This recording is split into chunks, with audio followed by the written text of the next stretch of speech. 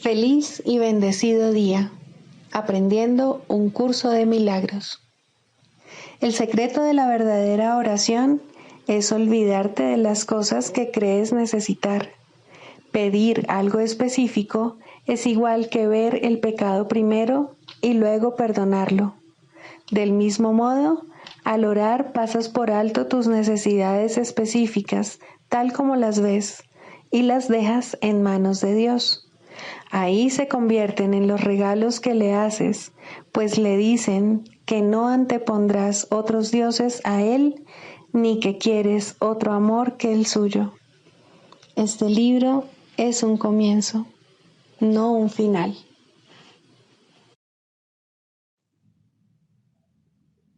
Del prefacio, que postula párrafo 4. Una vez que alguien queda atrapado en el mundo de la percepción, queda atrapado en un sueño. No puede escapar sin ayuda, porque todo lo que sus sentidos le muestran da fe de la realidad del sueño. Dios nos ha dado la respuesta, el único medio de escape, el verdadero ayudante. La función de su voz, su Espíritu Santo, es mediar entre los dos mundos. El Espíritu Santo puede hacer eso porque, si bien por una parte conoce la verdad, reconoce también nuestras ilusiones, aunque no cree en ellas. El objetivo del Espíritu Santo es ayudarnos a escapar del mundo de los sueños, enseñándonos cómo cambiar nuestra manera de pensar y cómo corregir nuestros errores. El perdón es el recurso de aprendizaje excelso que el Espíritu Santo utiliza para llevar a cabo ese cambio en nuestra manera de pensar. El curso, no obstante, ofrece su propia definición de lo que en realidad es el perdón, así como también de lo que es el mundo.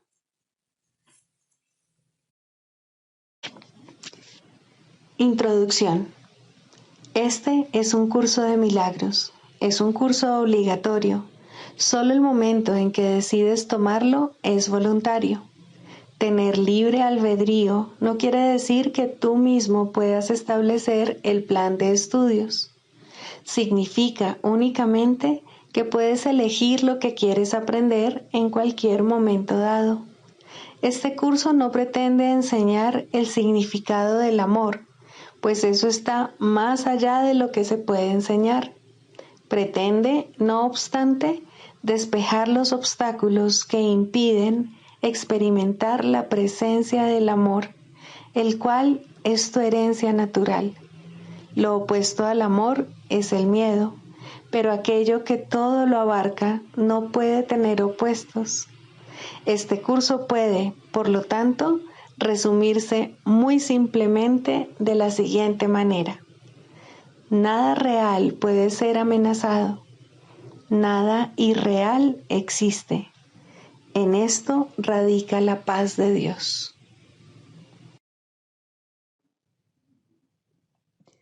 Capítulo 1. El significado de los milagros. Primero, principios de los milagros. Principio 31. Los milagros deben inspirar gratitud, no reverencia. Debes dar gracias a Dios por lo que realmente eres. Los hijos de Dios son santos y los milagros honran su santidad, que ellos pueden ocultar, mas nunca perder. Capítulo 28. El deshacimiento del miedo. Tercero, el acuerdo a unirse. Lo que espera en perfecta certeza, más allá de la salvación, no nos concierne ahora, pues apenas has empezado a dejar que se te guíe en tus primeros e inciertos pasos de ascenso por la escalera que la separación te hizo descender. El milagro es lo único que debe concernirte ahora. Este es nuestro punto de partida, y habiendo comenzado el camino de ascenso hacia el despertar y el final del sueño, quedará libre y despejado. Cuando aceptas un milagro, no añades tu sueño de miedo a uno que ya está siendo soñado. Sin apoyo, el sueño se desvanecerá junto con todos sus aparentes efectos, pues es tu apoyo lo que lo refuerza. Ninguna mente puede estar enferma a menos que otra mente esté de acuerdo en que estén separadas. Por lo tanto, su decisión conjunta es estar enfermas. Si te niegas a dar tu conformidad y aceptas el papel que juegas en hacer que la enfermedad sea real, la otra mente no podrá proyectar su culpabilidad, ya que no has colaborado en dejar que se perciba a sí misma como separada y aparte de ti. De este modo, ninguna de las dos percibe el cuerpo como enfermo desde diferentes puntos de vista. Unirte a la mente de un hermano bloquea la causa de la enfermedad y sus percibidos efectos. La curación es el efecto de mentes que se unen, tal como la enfermedad es la consecuencia de mentes que se separan. El milagro no hace nada precisamente porque las mentes están unidas y no se pueden separar. En el sueño, no obstante, esto se ha invertido y las mentes separadas se ven como cuerpos, los cuales están separados y no pueden unirse. No permitas que tu hermano esté enfermo, pues si lo está, ello quiere decir que lo dejaste a merced de su propio sueño al compartirlo con él. Él no ha visto dónde reside la causa de su enfermedad, y tú has ignorado la brecha que os separa, que es donde la enfermedad se ha incubado. De esta forma, os unís en la enfermedad para dejar sin sanar la diminuta brecha donde se protege celosamente a la enfermedad, donde se estima y donde se sustenta por una firme creencia, no sea que Dios venga y la salve con un puente que conduzca hasta él. No te opongas a su llegada combatiéndolo con ilusiones, pues su llegada es lo que deseas por encima de todas las cosas que parecen titilar en el sueño. El final del sueño es el fin del miedo, pues el amor nunca formó parte del mundo de los sueños.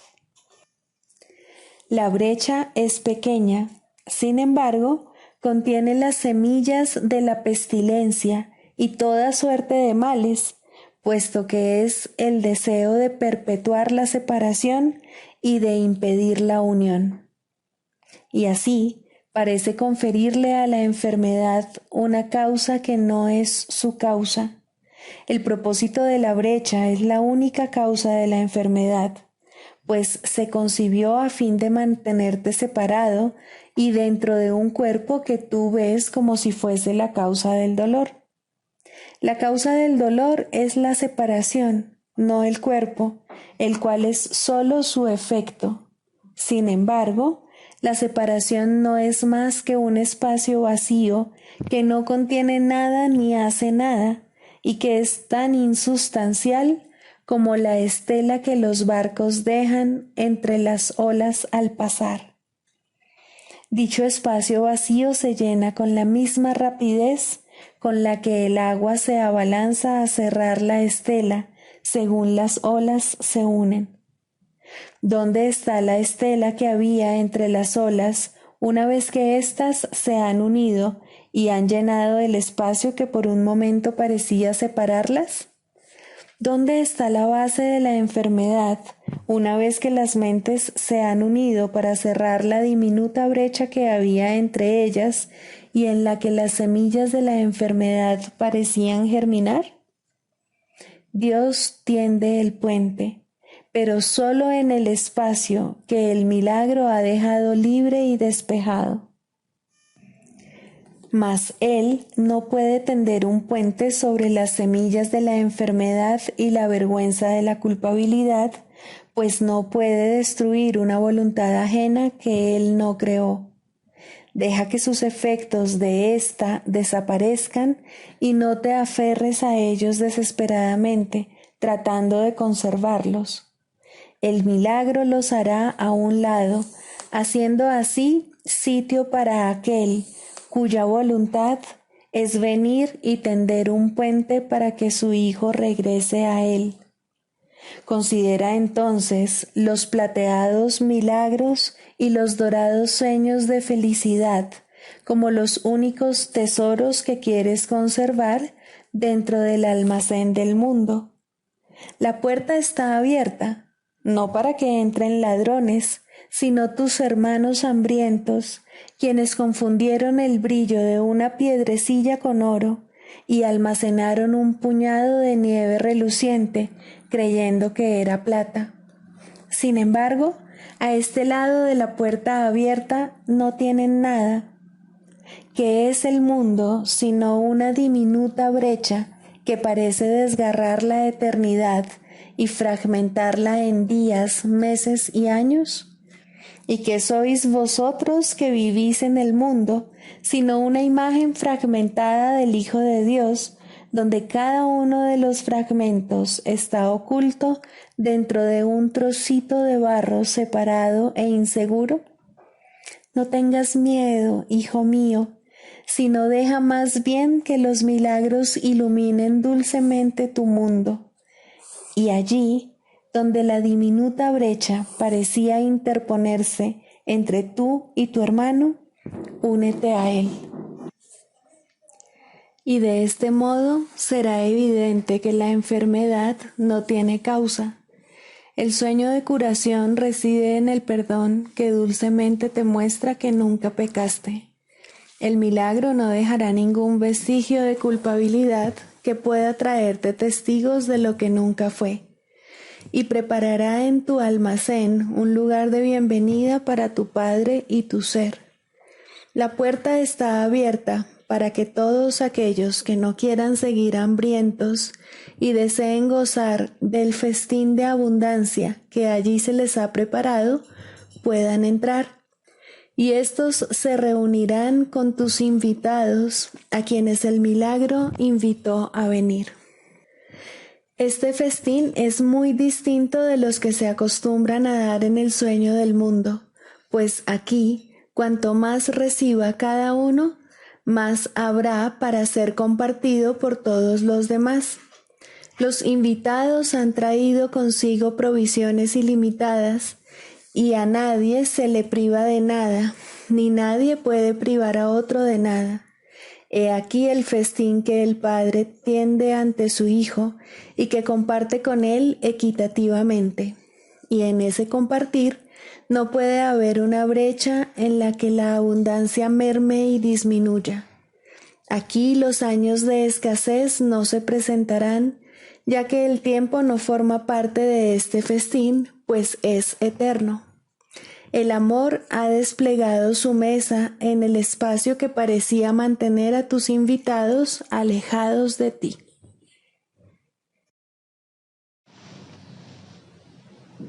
Libro de ejercicios, lección 199. No soy un cuerpo, soy libre.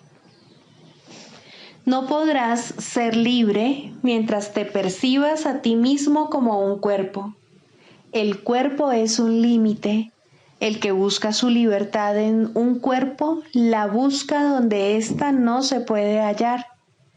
La mente puede ser liberada cuando deja de verse a sí misma como que está dentro de un cuerpo, firmemente atada a él y amparada por su presencia. Si esto fuese cierto, la mente sería en verdad vulnerable.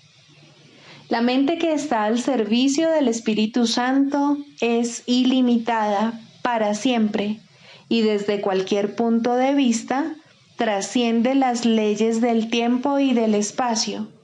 Está libre de ideas preconcebidas y dispone de la fortaleza y del poder necesarios para hacer cualquier cosa que se le pida. Los pensamientos de ataque no pueden entrar en una mente así, toda vez que ha sido entregada a la fuente del amor, y el miedo no puede infiltrarse en una mente que se ha unido al amor. Dicha mente descansa en Dios. ¿Y quién que viva en la inocencia sin hacer otra cosa que amar podría tener miedo? Es esencial para tu progreso en este curso que aceptes la idea de hoy y que la tengas en gran estima. No te preocupes si al ego le parece completamente descabellada. El ego tiene en gran estima al cuerpo porque mora en él y no puede sino vivir unido al hogar que ha construido. Es una de las partes de la ilusión que ha ayudado a mantener oculto el hecho de que él mismo es algo ilusorio. Ahí se esconde y ahí se le puede ver como lo que es. Declara tu inocencia y te liberas. El cuerpo desaparece al no tener tú ninguna necesidad de él, excepto la que el Espíritu Santo ve en él. A tal fin, el cuerpo se percibirá como una forma útil para lo que la mente tiene que hacer. De este modo se convierte en un vehículo de ayuda para que el perdón se extienda hasta la meta todo abarcadora que debe alcanzar de acuerdo con el plan de Dios. Ten en gran estima la idea de hoy y ponla en práctica hoy y cada día. Haz que pase a formar parte de cada sesión de práctica que lleves a cabo. No hay pensamiento cuyo poder de ayudar no aumente con esta idea, ni ninguno que de esta manera no adquiera regalos adicionales para ti. Con esta idea hacemos resonar la llamada a la liberación por todo el mundo. ¿Y estarías acaso tú excluido de los regalos que haces? El Espíritu Santo es el hogar de las mentes que buscan la libertad. En él han encontrado lo que buscaban. El propósito del cuerpo deja de ser ahora ambiguo y su capacidad de servir un objetivo indiviso se vuelve perfecta. Y en respuesta libre de conflicto e inequívoca a la mente que solo tiene como objetivo el pensamiento de libertad, el cuerpo sirve su propósito y lo sirve perfectamente. Al no poder esclavizar, se vuelve un digno servidor de la libertad que la mente que mora en el Espíritu Santo persigue. Sé libre hoy y da el regalo de libertad a todos aquellos que creen estar esclavizados en el interior de un cuerpo. Sé libre de modo que el Espíritu Santo se pueda valer de tu liberación de la esclavitud y ponga en libertad a los muchos que se perciben a sí mismos encadenados, indefensos y atemorizados. Permite que el amor reemplace sus miedos a través de ti. Acepta la salvación ahora y entrégale tu mente a aquel que te exhorta a que le hagas este regalo, pues él quiere darte perfecta libertad, perfecta dicha, así como una esperanza que alcanza su plena realización en Dios. Tú eres el Hijo de Dios. Vives en la inmortalidad para siempre. ¿No te gustaría retornar tu mente a esto? Practica entonces debidamente el pensamiento que el Espíritu Santo te da para el día de hoy. En él tus hermanos y tú os alzáis liberados. El mundo es bendecido junto contigo. El Hijo de Dios no volverá a llorar y el cielo te da las gracias por el aumento de gozo que tu práctica le proporciona incluso a él. Dios mismo extiende su amor y felicidad cada vez que dices: no soy un cuerpo, soy libre. Oigo la voz que Dios me ha dado y es solo esa voz la que mi mente obedece.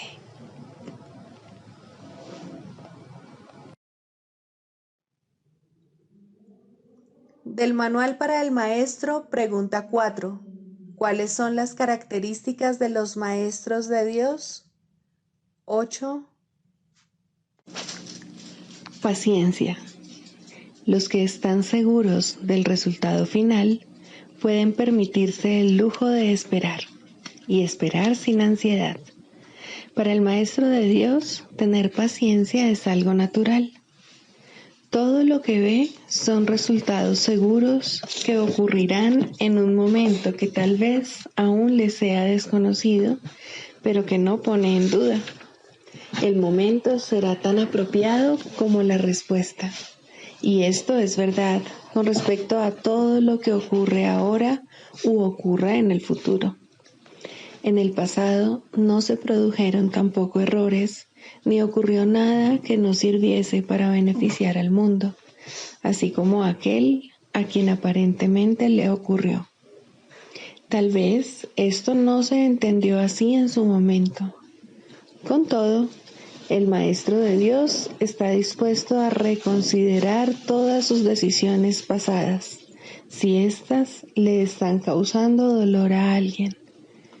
Tener paciencia es algo natural para aquellos que tienen confianza. Seguros de la interpretación final de todas las cosas en el tiempo, ningún resultado, ya visto o por venir, puede causarles temor alguno.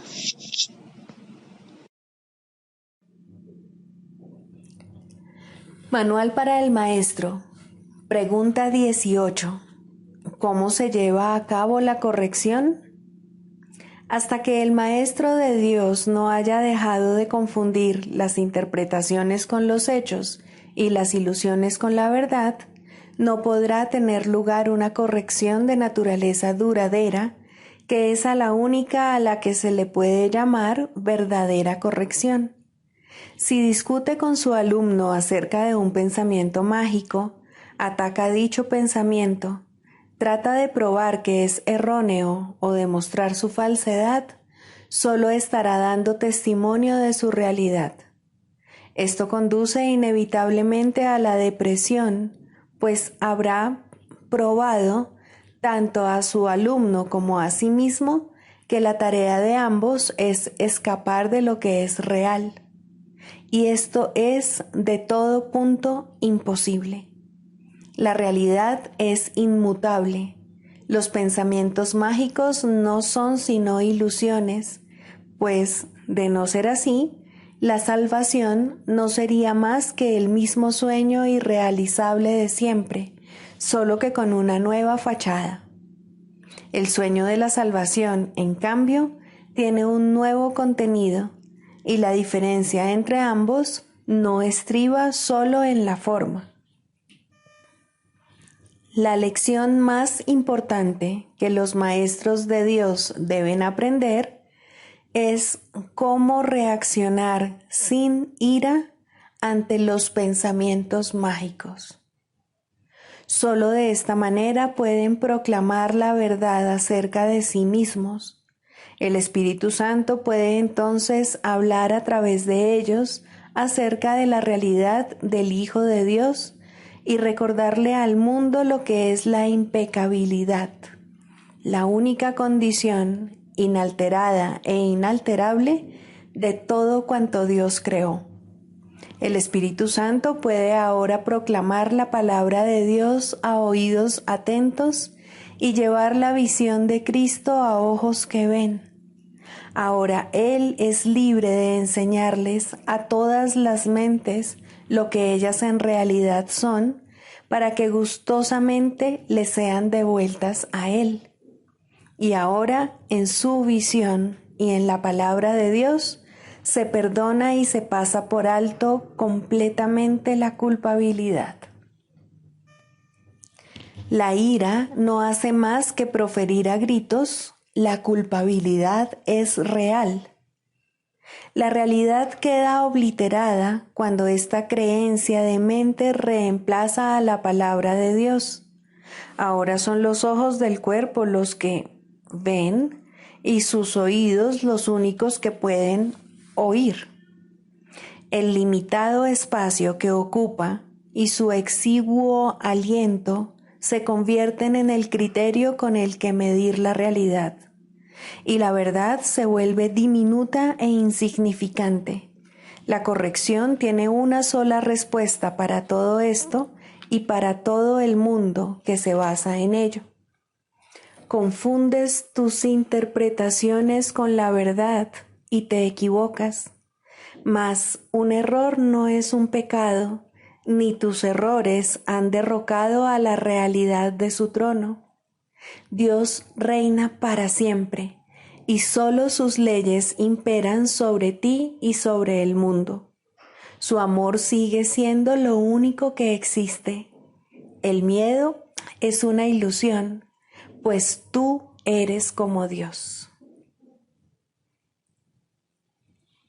Para que el Maestro de Dios pueda curar, es esencial, pues, que permita que sus propios errores le sean corregidos.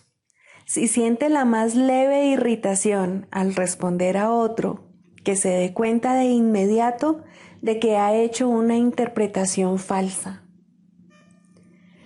Que se dirija entonces a su eterno guía interno y deje que sea él quien juzgue cuál debe ser su respuesta. De este modo, el Maestro de Dios se cura y en su curación su alumno se cura con él. La única responsabilidad del Maestro de Dios es aceptar la expiación para sí mismo. La expiación es sencillamente la corrección o anulación de los errores. Cuando se haya alcanzado, el Maestro de Dios se habrá convertido, por definición, en un obrador de milagros. Sus pecados le habrán sido perdonados y él ya no se condenará a sí mismo. ¿Cómo podría entonces condenar a otros? ¿Y habría alguien al que su perdón no pudiese curar?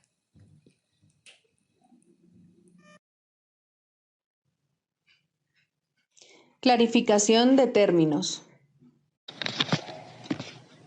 El ego, el milagro. Las ilusiones no perdurarán.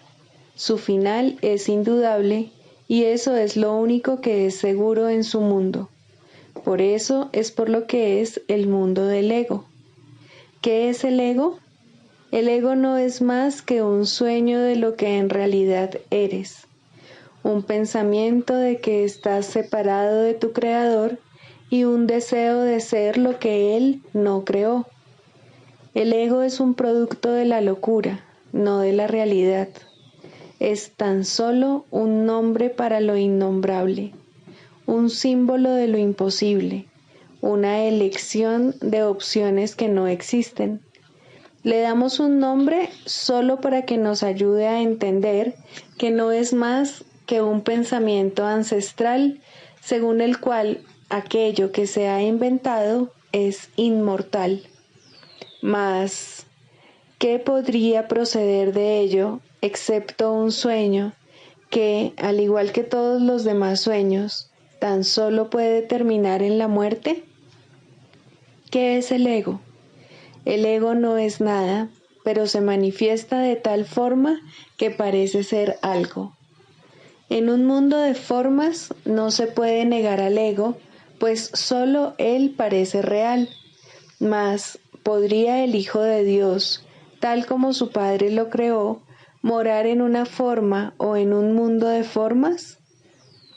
Si alguien te pide que definas al ego y expliques cómo se originó, es porque cree que el ego es real e intenta, por definición, asegurarse de que su naturaleza ilusiva quede oculta tras las palabras que parecen otorgarle realidad. Ninguna definición que se haya hecho de una mentira puede hacer que ésta sea verdad, ni tampoco puede haber una verdad que las mentiras puedan realmente ocultar. La irrealidad del ego no se niega con palabras, ni su significado se vuelve claro por el hecho de que su naturaleza parezca tener una forma. ¿Quién puede definir lo indefinible? Sin embargo, incluso para esto hay una respuesta. No podemos formular realmente una definición de lo que es el ego, pero sí podemos decir lo que no es. Y esto lo podemos ver con perfecta claridad.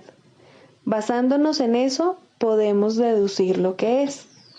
Observa su opuesto y verás la única respuesta que tiene sentido. A lo opuesto al ego, desde cualquier punto de vista, origen, efectos y consecuencias, le llamamos milagro. En él encontramos todo lo que no tiene que ver con el ego en este mundo. El milagro es lo opuesto al ego, y solo en él podemos observar lo que era el ego, pues en él vemos lo que éste aparentemente hacía, y la causa y sus efectos no pueden sino seguir siendo una misma cosa. Donde antes había obscuridad, ahora veremos luz. ¿Qué es el ego? Lo que antes era la obscuridad. ¿Dónde está el ego? Donde antes estaba la oscuridad. ¿Qué es ahora y dónde puede encontrársele? No es nada y no se le puede encontrar en ninguna parte. Ahora la luz ha llegado y su opuesto se ha ido sin dejar ni rastro. Donde antes había maldad, ahora hay santidad. ¿Qué es el ego? Lo que antes era maldad. ¿Dónde está el ego? En una pesadilla que solo parecía ser real mientras la estabas soñando. Donde antes había crucifixión, ahora está el Hijo de Dios. ¿Qué es el ego? ¿Quién tiene necesidad de preguntar? ¿Dónde está el ego? ¿Quién necesita ir en busca de ilusiones ahora que los sueños han desaparecido? ¿Qué es un milagro? Un milagro es un sueño también, pero si observas todos los aspectos de ese sueño, jamás volverás a dudar. Observa el bondadoso mundo que se extiende ante ti mientras caminas envuelto en mansedumbre. Observa a los ayudantes que encuentras a lo largo del camino que recorres, felices ante la certeza del cielo y la garantía de paz. Y observa también, por un instante, lo que por fin dejaste atrás y finalmente pasaste de largo.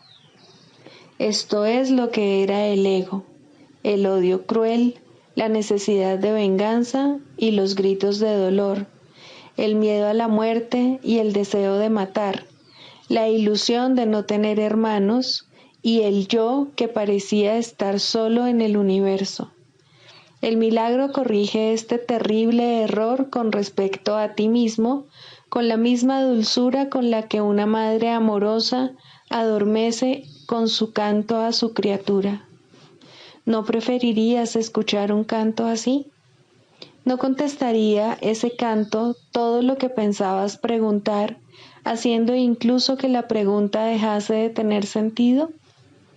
Tus preguntas no tienen respuesta, ya que han sido planteadas para acallar la voz de Dios, la cual nos hace a todos una sola pregunta.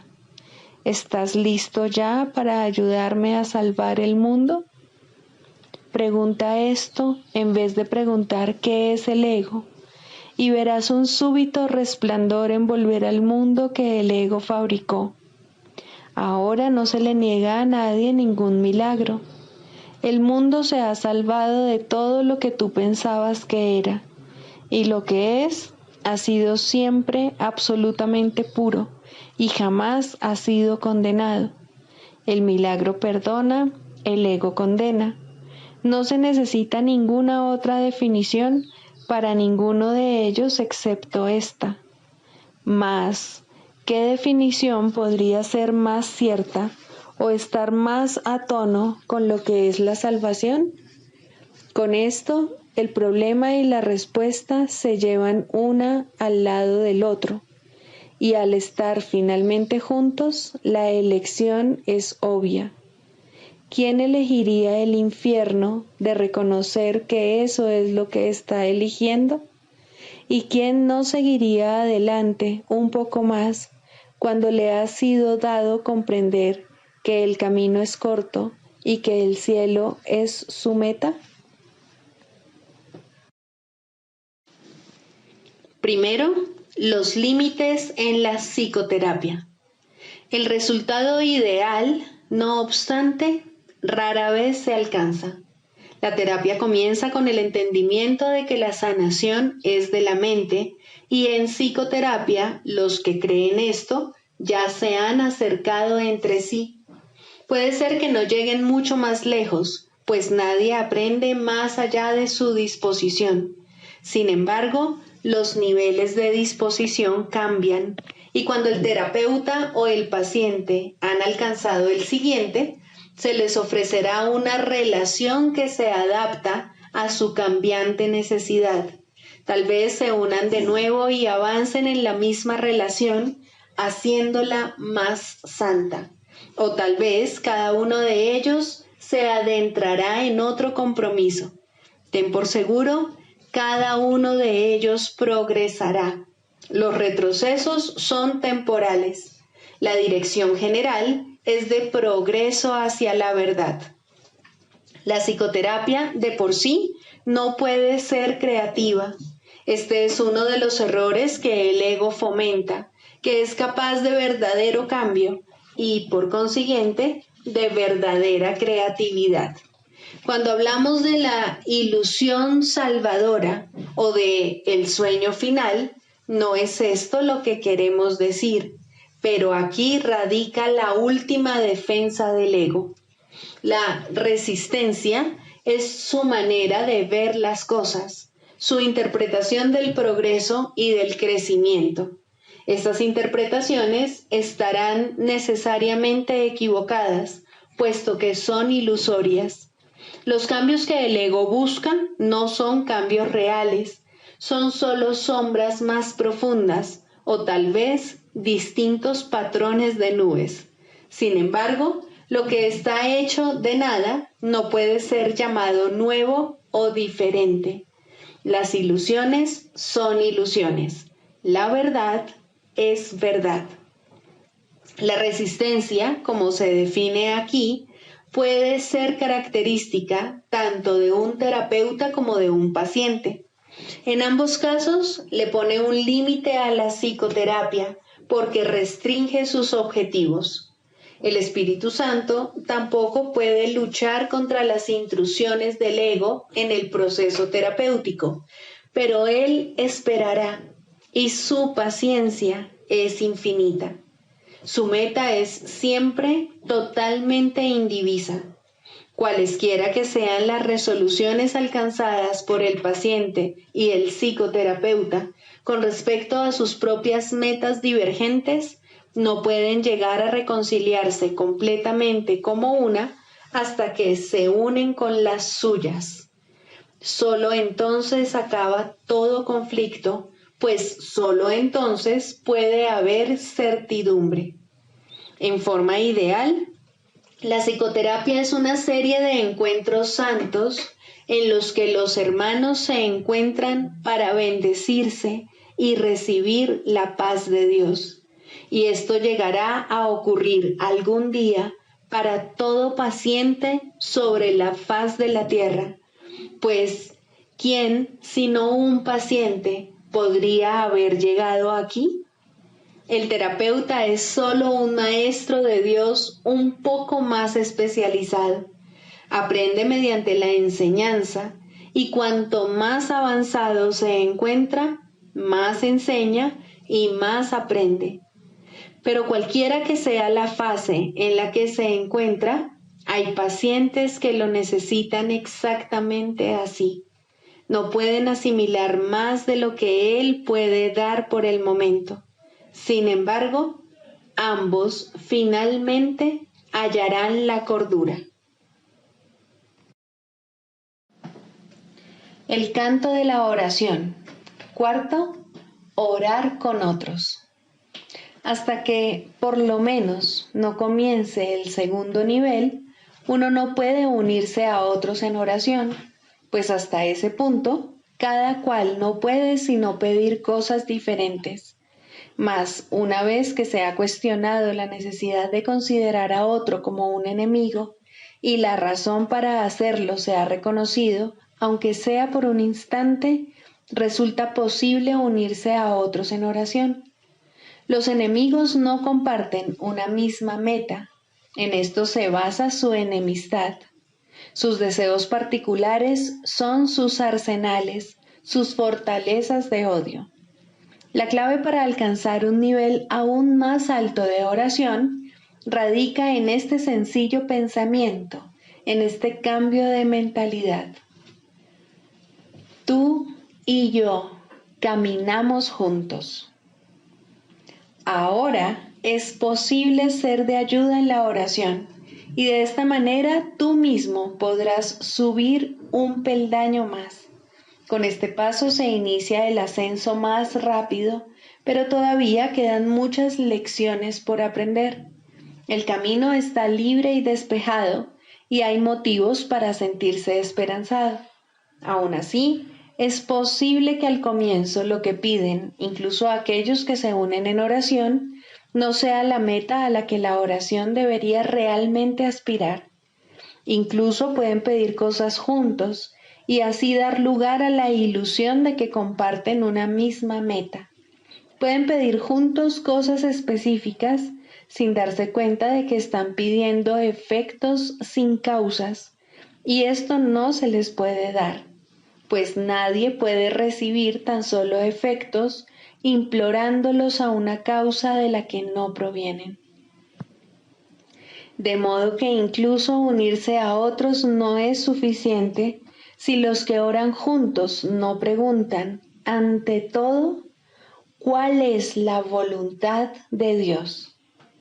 Solo de esta causa puede proceder la respuesta en la que todo lo específico se satisface y todos los deseos particulares se unifican. Orar por cosas específicas es pedir que de alguna manera el pasado se repita.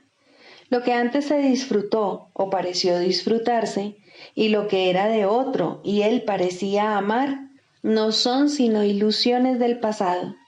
El objetivo de la oración es liberar el presente de su encadenamiento a las ilusiones del pasado y que la deje ser un remedio que se escoge libremente para corregir cada elección errónea que se haya tomado.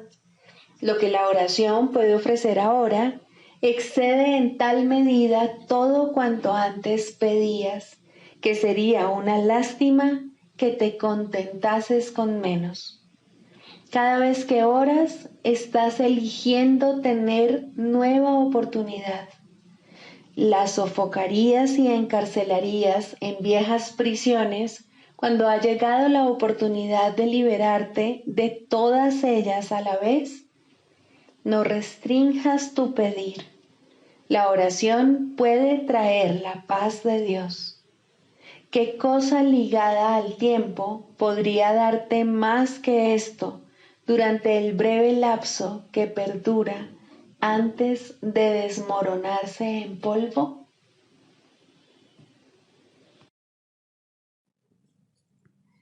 Sigamos a Jesús haciendo del perdón algo tan natural como respirar y algo tan vital como el aire. Amén.